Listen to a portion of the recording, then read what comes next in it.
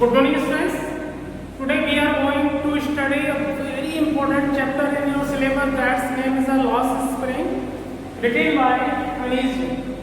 And this chapter includes two stories in itself. First title is that sometimes I find a rupee in the garden, and the second story is that I want to drive a car. And there is a one similarity in both the stories, that these both stories belong to those people who are very poor, who are downtrodden, who have no facility in their life, and the rich men are being exploit them. वो उनका शोषण कर रहे हैं. First story belongs to Sahib Alam, who is a rag picker. Rag picker means that कूड़ा करकट बीनने वाला. Second story belongs to a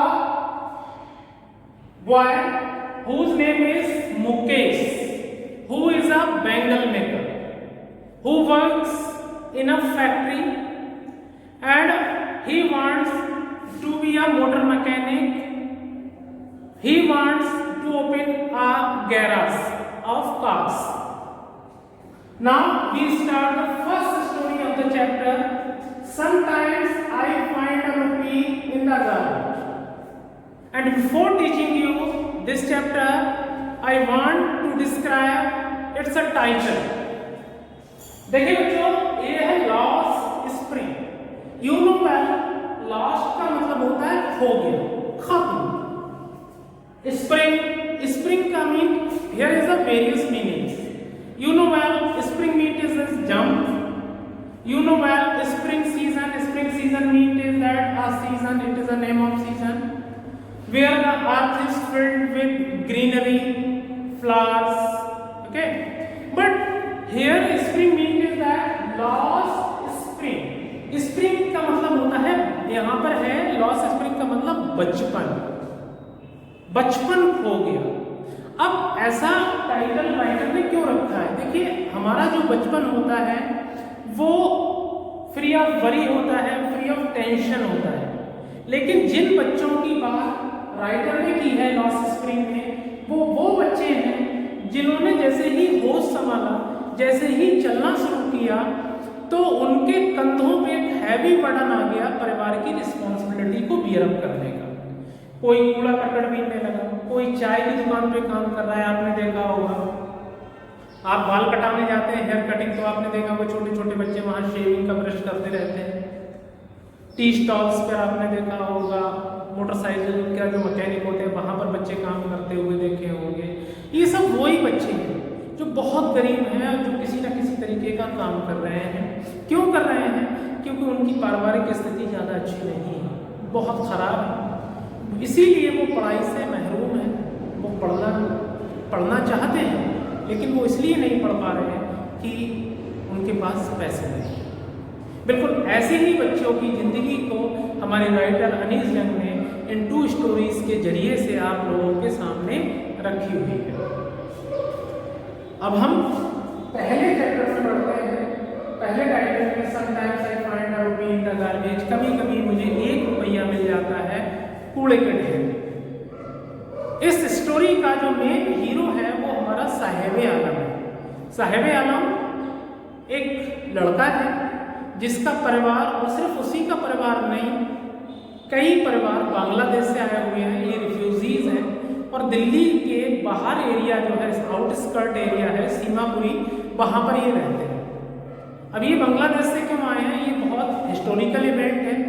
ये इंडिया और पाकिस्तान के बीच में जब युद्ध हुआ था, तो जो पूर्वी पाकिस्तान था उसने अपने आप को आज़ाद कर दिया था फ्रॉम द हैंड्स ऑफ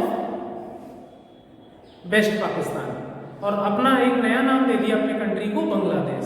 तो उसी जब वो अपहीवल्स हुआ था उस वक्त, तो ये बहुत सारे फैमिलीज बांग्लादेश को छोड़कर इंडिया आ गए थे. और ये सारे परिवार बहुत गरीब हैं. अनीस जंग इन बच्चों से मिलती हैं, उनकी सीवियर पॉवर्टी देखती हैं. उनके पैरों में चप्पल नहीं है, जूते नहीं हैं, किसी के पास जूते हैं भी या चप्पल है भी तो वो अनमैच्ड है, चप्पल कहीं किसी का, जूता कहीं किसी का है। किसी से पूछा उन्होंने कि भाई तुम जूते चप्पल क्यों नहीं पहनते हो, तो वो एक ही बहाना बनाते हैं कि अरे क्या समझ रहे हो, हमारे पास चप्पलें नहीं है, हमारे पास जूते नहीं है, भाई हमारी माँ ने अलमीरा पे रख दी है, वो देती नहीं है हमको पहनने के लिए। तो ये सिर्फ एक बहाना है लोगों को ये दिखाने के लिए कि हमारे पास ये सारी चीज़ें हैं। अनीश जंग कहती है कि ये जूते चप्पल वाला मामला सिर्फ इन बच्चों के ही साथ नहीं है, इंडिया के मैं बहुत बड़े हिस्से में घूमी, वहां पर भी मैंने देखा कि लोग बिना चप्पल और जूते के मिले। क्यों? क्योंकि उनके पास इतने पैसे नहीं थे कि वो एक जोड़ी चप्पल खरीद पाते। उन्होंने एक स्टोरी आप लोगों के साथ शेयर की है कि एक बंदा UP से आया था, साउथ से। वो मुझे बताता था कि एक पुजारी का बच्चा था, जब वो स्कूल रोज जाता था वो भगवान से, देवी माँ से ही प्रार्थना करता था कि ओ गॉड, काश ऐसा हो जाए कि मुझे एक जोड़ी जूते मिल जाए। और जब उसको जूते मिल गए तो वो रोज देवी माँ से ये प्रार्थना करता था, ओ माँ कोई मेरे चप्पलों को या जूतों को चुरा ना ले। और उसको वो जूते इसलिए नहीं मिल पा रहे थे क्योंकि उनका जो पापा था वो बहुत ही ज्यादा गरीब था, जो मंदिर का एक पुजारी था। So students, now we start the chapter. Be aware because it is a very important chapter, very important chapter. ये स्टोरी साहिब आलम की है और साहिब आलम का मतलब होता है लॉर्ड ऑफ यूनिवर्स, ब्रह्मांड का शाहनशाह, पृथ्वी का नहीं पूरे ब्रह्मांड का बादशाह। और ये अपने आप में कंट्रास्ट था। देखिए नाम है साहिब आलम और क्या करता था, रैग पिकिंग करता था, कूड़ा करकट बीनता था। आपका चैप्टर शुरू होता है कि जब अनीस जंग इस साहिब आलम से मिलती है। Why do you do this I ask Sahib, आप ये क्यों करते हो, आप कूड़ा क्यों बीनते हो? मैंने साहिब से पूछा। आई एनकाउंटर एवरी मॉर्निंग, एनकाउंटर का मतलब होता है मीटिंग, मैं रोज सुबह मिलती हूँ उससे। Scrounging for gold in the garbage, वो सोना खोजता है कूड़े में। अब देखो यहाँ पे सोने का मतलब ये है, गोल्ड का मतलब इसलिए है कि उस कूड़े करकट से उसकी रोजी रोटी चलती है। डंप्स, गार्बेज डंप्स, कूड़े करकट के ढेर में, ऑफ माई नेबरहुड, मेरे पड़ोस में ही तो आता है वो कूड़ा करकट बीनने के लिए। Saheb left his home long ago, Saheb ने अपना घर बहुत लंबे समय पहले छोड़ दिया था। Set amidst the green fields of Dhaka, you know well Dhaka is the capital of Bangladesh. और उसके जो घर थे वो ढाका में बने हुए थे, हरे भरे खेतों के बीच थे। His home is not even a distant memory, उसके घर की याद अब उसके दिमाग में भी नहीं है। अगर उससे कहा जाए कि याद करो बताओ तो वो नहीं बता पाएगा। There were many storms that swept away their fields and homes. Storm का मतलब यहाँ तूफान नहीं है, storm का मतलब है मुसीबतें। ऐसी पता नहीं कितनी मुसीबतें आई कि साहिब आलम की परिवार को अपना घर छोड़ना पड़ा। हिज मदर टेल्स हिम, उसकी माँ ऐसा बताती, दैट्स व्हाई दे लेफ्ट, और इसीलिए उन्होंने अपने परमानेंट रेजिडेंट को छोड़ दिया। Looking forward in the big city where he now lives, और बड़े बड़े शहरों में आ गए रोजी रोटी की तलाश में, जहां अब वो वहां पर रहते हैं। I have nothing else to do, he mutters, looking up. मेरे पास और कुछ करने को है ही नहीं। वो देखते हैं और बोलता है, एक ही काम कर सकता हूं मैं कि कूड़ा करकट बीनता रहता हूं। गो टू स्कूल आई से गिलिबिली, और गिलिबिली का मतलब होता है स्माइलिंग, मैंने मुस्कुराते हुए यार स्कूल चले जाया करो, मैंने बोला अनीस जंग ने कहा। Realising immediately how hollow the advice must sound, और मुझे तुरंत अपनी गलती का एहसास हुआ कि मैंने कितना बड़ा मजाक इससे कर दिया। अब आप ही बताइए हमें, जिसके पास बेचारे को खाने के लिए 2 वक्त का रोटी नहीं है तो वो कैसे स्कूल जाएगा, क्या करेगा स्कूल जाके, कैसे फीस भरेगा वो, और अगर सरकारी स्कूल में एडमिशन भी हो गया तो वो उसके घर का खर्चा कैसे चलेगा। There is no school in my neighbourhood, when they build one I will go. Sahib Alam ने कहा कि मैम मेरे पड़ोस में कोई स्कूल तो है नहीं, जब गवर्नमेंट बनवाएगी तो मैं स्कूल में जरूर जाऊंगा। If I start A school will you come, I asked half joking. मैंने हल्का सा मजाक करते हुए बोला कि अच्छा तुम ये बताओ, अगर मैं स्कूल शुरू करूं तो क्या तुम आओगे पढ़ने? Yes he says smiling broadly, और वो इतना मुस्कुराने लगा कि जैसे उसके ड्रीम्स पूरे हो गए हो। बोले अरे बिल्कुल मैम, आप जिस दिन स्कूल शुरू करोगी मैं उस दिन स्कूल आना शुरू हो जाऊंगा। A few days later I see him running up to me। कुछ दिन बाद मैंने देखा कि साहिब आलम मेरी तरफ दौड़ते हुए आ रहा था और बोला इज योर स्कूल रेडी, क्या आपका स्कूल बन गया? It takes longer to build a school, I say embarrassed. Embarrass मानी होता है परेशान होकर। अरे मैंने थोड़ा परेशान होकर कहा बेटा स्कूल बनने में थोड़ा टाइम लगता है, इतनी जल्दी स्कूल नहीं बन जाता है। Eight having made a promise that was not mean, और मैंने ऐसा प्रॉमिस उससे कर दिया था जिसका कोई मतलब नहीं था। But promise like mine abound every corner of his bleak world. लेकिन मेरे जैसे लोग अगर ऐसे लोगों के साथ किसी भी तरीके का प्रॉमिस कर देते हैं तो ये झूठे प्रॉमिस इन लोगों के अंधेरे संसार में, खोखले संसार में कुछ ना कुछ तसल्ली देते हैं, या फिर वो उन प्रॉमिसेस को सच समझना शुरू कर देते हैं। After months of knowing him, अब तो कई महीने हो चुके थे, साहिब आलम से जान पहचान हुई। I asked him his name, मैंने उससे उसका नाम पूछा कि भाई तुम्हारा नाम क्या है? साहिब आलम ही अनाउंसेस, वो बोला मेरा नाम साहिब आलम है। He does not know what it means, इस बेचारे को यही नहीं पता कि साहिब आलम का मतलब क्या होता है। If he knew its meaning, Lord of Universe, he would have a hard time believing it। अगर इसको पता लग जाए कि उसके नाम का मतलब होता है ब्रह्मांड का राजा, तो कुछ समय तक वो उस पर भरोसा ही नहीं कर पाएगा। बिल्कुल कंट्रास्ट था ना कि नाम का मतलब क्या है और कर क्या रहा है। Unaware of what his name represents, बेचारा यही नहीं जानता था कि मेरे नाम का मतलब क्या है। He roams, वो घूमता रहता है कभी इधर कभी उधर। The streets with his friends, गलियों में घूमता रहता है अपने दोस्तों के साथ। An army of barefoot boys, और ऐसे लड़के जिनके पैरों में चप्पल नहीं पड़ती, who appear like the morning birds and disappear at noon। ये बच्चे बिल्कुल ऐसे आते हैं जैसे सुबह चिड़ियां आती हैं दाना चुगने के लिए और दोपहर होते होते गायब हो जाती हैं। बिल्कुल वैसे ही ये सुबह आते थे अपने मतलब की चीजों को उठाने के लिए गार्बेज से, और दोपहर होते होते गायब हो जाते थे। Over the months I have come to recognise each of them. अब कई महीने बीत चुके थे और मैं इन सबको उनके नामों से जान चुकी थी, पहचान भी चुकी थी। Why are not you wearing chappals? I asked one. मैंने उनमें से एक से पूछा कि तुम यार चप्पल क्यों नहीं पहनते तुम लोग? My mother did not bring them down from the shelf, he answered simply। वो उनमें से एक बड़े साधारण तरीके से बोला कि मेरी माँ मुझे देती नहीं पहनने को चप्पलें। Even if she did, he will throw them off at another। दूसरा बोला अगर देगी तो ये खो देता है चप्पलें, इसलिए इसकी माँ इसको पहनने को नहीं देती है।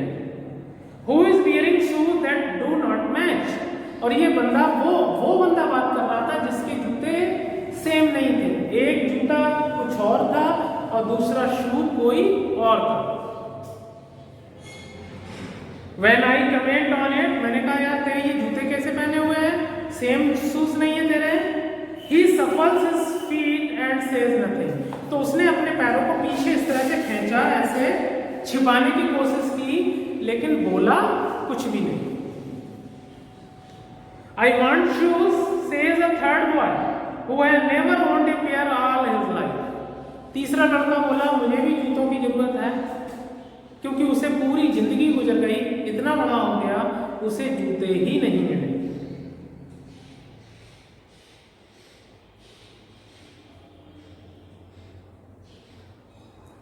Travelling across the country I have seen children walking barefoot. Anish जंग कहती है मैं इन बच्चों के ही बारे में बात नहीं करती, मैं देश के कई हिस्सों में घूम चुकी हूं। Here lies one question too. एक क्वेश्चन ये बोर्ड में आ जाता है कि बच्चे क्या क्या बहाना बनाते हैं चप्पल और जूते ना पहनने के लिए, और ऐसा क्यों करते हैं? वो ऐसा इसलिए करते हैं सिर्फ वो अपनी गरीबी को छिपाना चाहते हैं।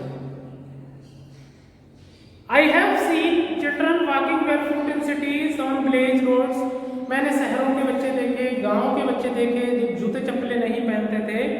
It is not lack of money but tradition of to stay barefoot in one explanation. ये सारे बच्चे अपनी गरीबी को छिपाने के लिए एक ही बात बोलते थे,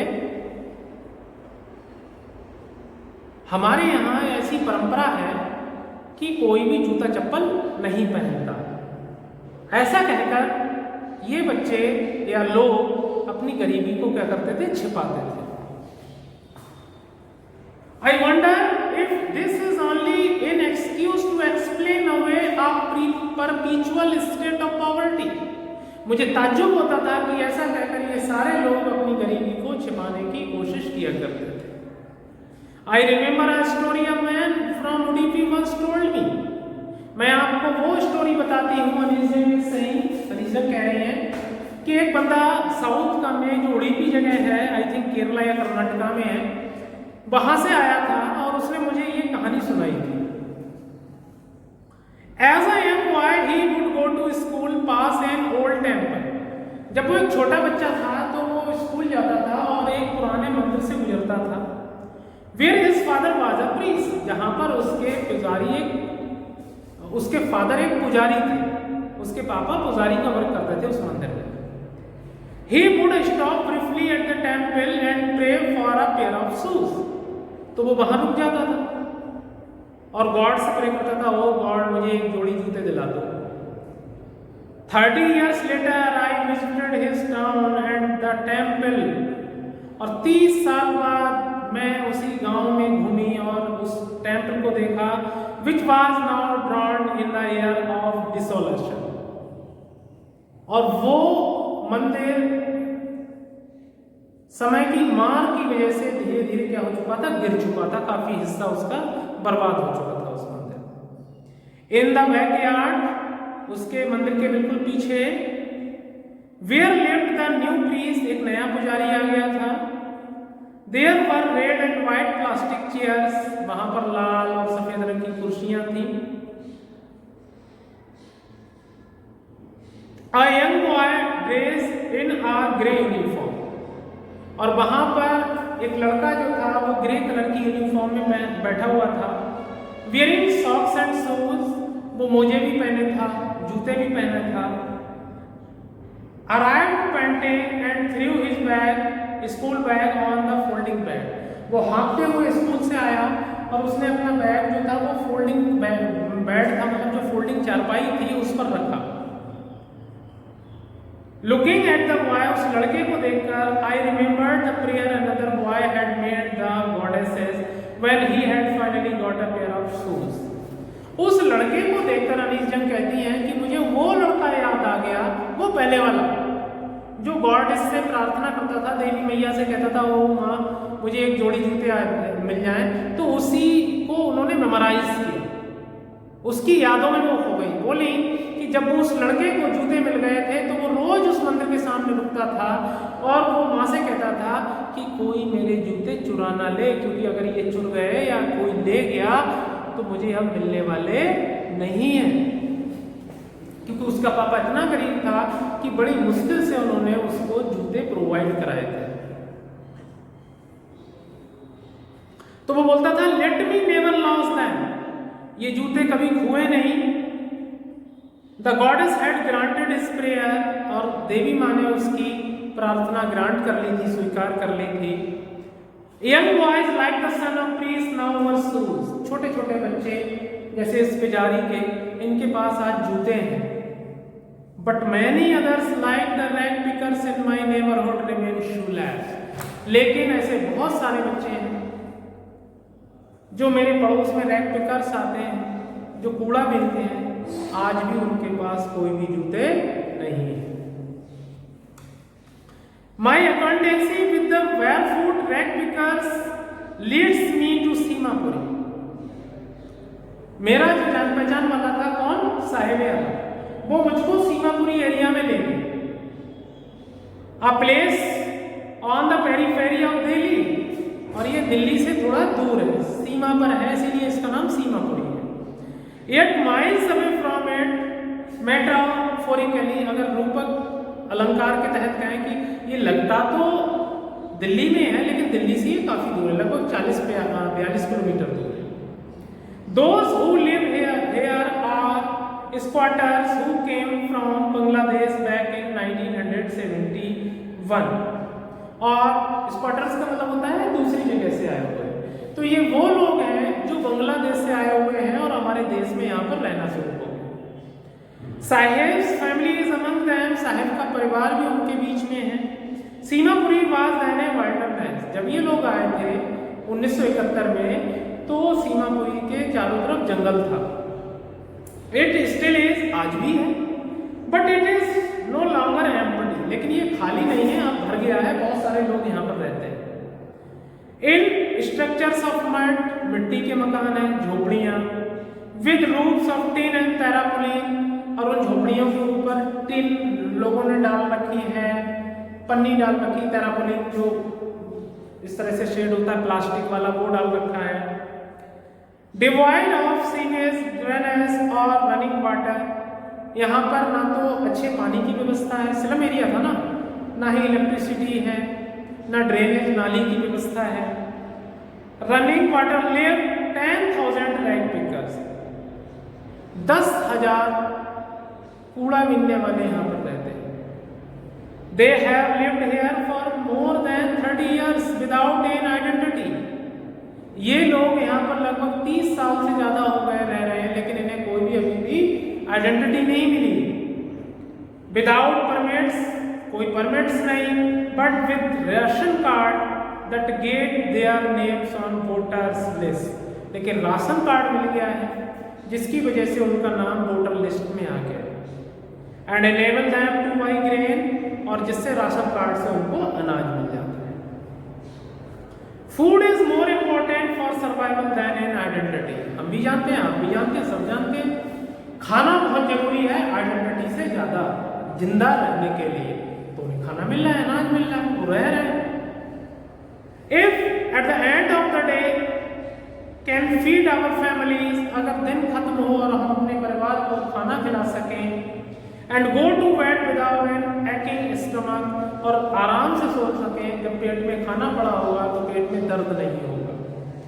we would rather live here than in the fields that give us no grains, a group says a group of women in the tattered saris. मैंने देखा कुछ औरतें थी जिसके कपड़े बहुत ही फटे हुए थे, वो हमसे बोली कम से कम चलो अच्छा है यहाँ कूड़ा भले बीनते हैं, लेकिन उन खेतों से तो अच्छा है जिन खेतों ने हमें कुछ खाने को नहीं दिया, हम भूखे मरते थे वहां पर। आज हम यहाँ पर कम से कम कूड़ा बीनते हैं, लेकिन पेट भर के सो तो जाते हैं, खा तो लेते हैं खाना। When I asked them why they left their beautiful land of green fields and rivers, जब मैंने उनसे पूछा कि भाई तुमने बांग्लादेश को छोड़ दिया, उन खेतों को, हरे भरे खेतों को क्यों छोड़ दिया, उन नदियों को क्यों छोड़ दिया आपने, क्यों चले आए यहाँ पे? Wherever they find food, they pitch their tents and become transit homes. वो बोले यार जहाँ कहीं हमें खाना मिला वहीं पर हमने अपने टेंट लगा दिए, और इस तरह से हम ट्रांजिट होम बन गए, बंजारे बन गए, आवारा लोग बन गए, चलते फिरते लोग बन गए, परमानेंट हमारा रेजिडेंट नहीं रहा। Children grow up in the, बच्चे भी उनके साथ बढ़ने लगे।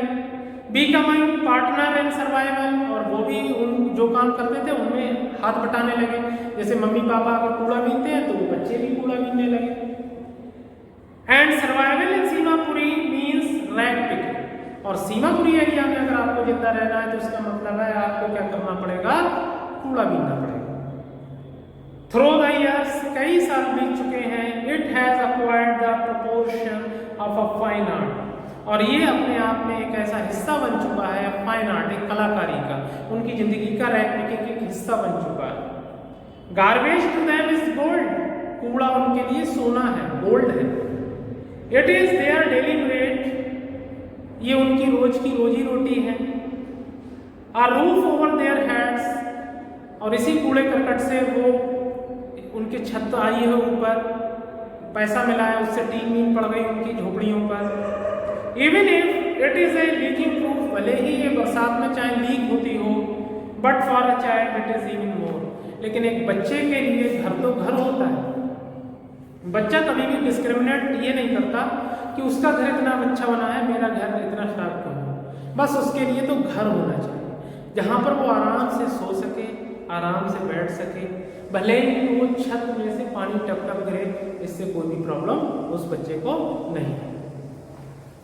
सिंपली अनीशा जी ये कहना चाहती हैं कि ये कूड़ा करकट है जिसकी वजह से यहाँ के लोग रोटी खा रहे हैं, ये कूड़ा करकट ही बीनना है उनका, जिसकी वजह से उन्होंने एक झोपड़ी बना रखी है और उस पर टीन सेट या टेरापोलिन का शेड आ गया है। अब देखिए बहुत ही इंपॉर्टेंट क्वेश्चन आ रहा है आपके लिए कि जब एक बच्चे को कूड़े करकट में 1 रुपया मिलता है तो वो क्या सोचता है, और जब बड़े लोगों को 1 रुपया मिलता है तो वो क्या सोचता है।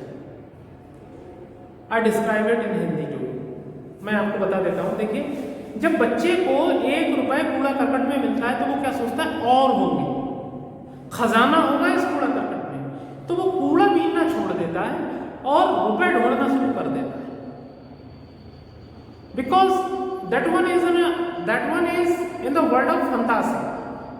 लेकिन वही एक बड़े इंसान को कूड़े करकट में 1 रुपया मिल जाता है तो वो 1 रुपया को उठा लेता है और रुपया नहीं ढूंढता उस कूड़े करकट में, वो अच्छी तरीके से जानता है कि इसमें खजाना नहीं पड़ा है। वो फिर गार्बेज को पिक करना शुरू कर देता है और अपना काम करना शुरू कर देता है, क्योंकि बच्चे फंतासी में रहते हैं और बड़े लोग फैक्ट्स में रहते हैं, सच्चाई, सच में। I sometimes find a rupee even a 10 rupee note, Saheb से, साहेब बोला कभी कभी मुझे कूड़े करकट में 1 रुपया मिल जाता है, कभी कभी मुझे 10 रुपये मिल जाते हैं। साहेब से हिज आइज लाइटनिंग अप, और ऐसा कहते कहते उसकी आंखों में एक चमक आ जाती है। When you can find a silver coin in a heap of garbage, you don't stop scrounging, for there is a hope of finding more। वो बोलता है अगर हमें 1 रुपये मिल जाता है तो आप रुकते नहीं, और खोजते हो, और खोजते हो, आपको लगता है इसमें और पैसे होंगे। It seems that for children garbage has a meaning different from what it means to their parents। इसका मतलब ये है कि बच्चों के लिए जो कूड़ा करकट है वो अलग दुनिया है, in comparison of their parents, उनके मम्मी पापा के कंपेरिजन में।